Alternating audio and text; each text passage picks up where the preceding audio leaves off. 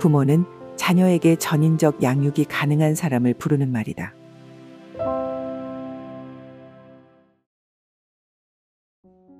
자녀에게 젖만 먹이는 사람을 유모라 하고 밥을 해 먹이는 사람을 식모, 놀이터에 데려가 놀아주는 사람을 보모라 한다면 부모는 위에 말한 모든 역할에 전인적 양육이 가능한 사람을 부르는 말이 될 것이다. 하루 멀다 하고 폭우가 몰아치는 세상에서 비바람 너머의 별보다 더 빛나는 그 무엇 부모라는 이름. 그러나 출렁인다고 다 파도가 아니듯이 부모라고 다 같은 부모는 아니어서 세상에 가장 중요하면서도 어려운 일이 뭐냐 묻는다면 건강한 부모가 되어 건강한 자녀를 양육하는 일이라 할 것이다. 왜냐하면 살갗 위 솜털부터 심장 속 깊이 새겨지는 게 부모에 관한 기억이기 때문이다. 하늘의 하나님도 이 땅 부모를 통해 인식될 정도이니 부모가 되는 건 실로 어마어마한 일이다. 건강한 가정이냐 아니냐가 중요한 이유는 자녀 양육 때문인데 어떤 가정에서 자랐느냐에 따라 평생의 삶이 달라진다. 나는 3살 때 모친을 잃었다. 5살 때 부친이 떠났다.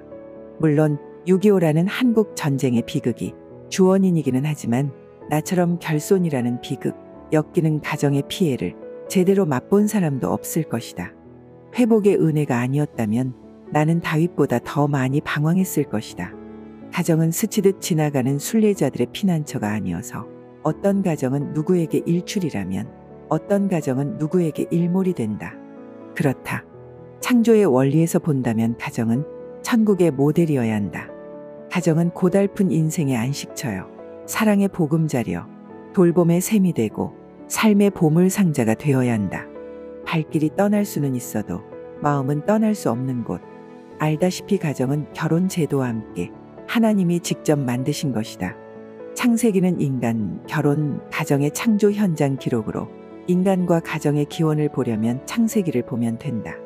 하나님은 남자를 먼저 만드신 후 혼자 사는 것이 좋지 않다 하시고 돕는 배필을 지으셨는데 아담의 갈빗대 하나를 꺼내 여자를 만드신 후 다시 아담에게 데려오시는 장면은 그 자체가 환상이다.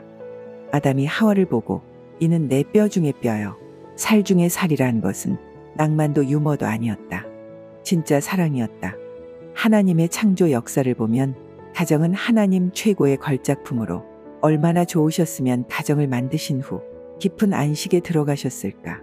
가정을 이루고 행복하게 살아가는 아담과 하와의 모습은 하나님께 최고의 기쁨이었다. 그래서 아담과 하와의 가정을 그렇게 아름다운 에덴에 두신 것이다. 에덴은 단순한 장소가 아니었다.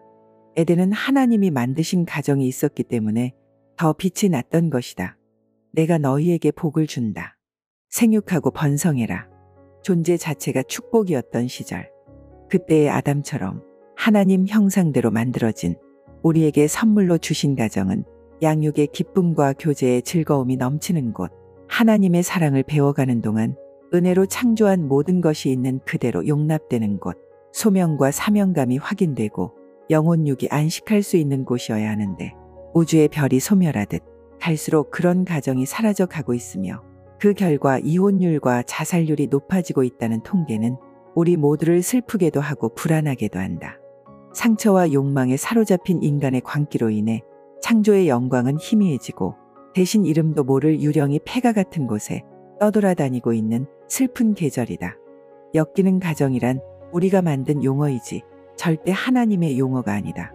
자충성과 항상성이라는 비뚤어진 성품에 선한 능력을 구하지 않고 섭리의 박자마저 놓쳐 구원의 하모니가 깨지게 한 우리의 책임이다.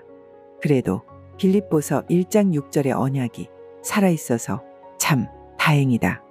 너희 안에서 착한 일을 시작하신 이가 그리스도 예수의 날까지 이루실 줄을 우리는 확신하노라. 낮은 울타리 사역하면서 가슴 아픈 건 나보다 더 큰 죄책감, 나보다 더 큰 좌절감을 갖고 회개와 함께 답답함에 눈물을 흘리면서 제발 자식에게 부정적 영향력이 흘러가지 않도록 그러면서 자식 잘 키우게 해달라고 요청하는 부모들이 늘어나고 있는데 몇 가지 방해 요인으로 효과 있게 도울 수 있는 기회를 놓치고 있다는 현실 때문이다. 가정과 교회에 동시적으로 위기가 오는 시기에 광야보다 더 광야 같은 곳에서 가정의 회복, 문화의 회복, 다음 세대 부흥이라는 소명을 받아 30년 이상을 견디고 마침내 이 책을 쓰게 된 게 우연이었을까? 아니다. 언약 때문이다.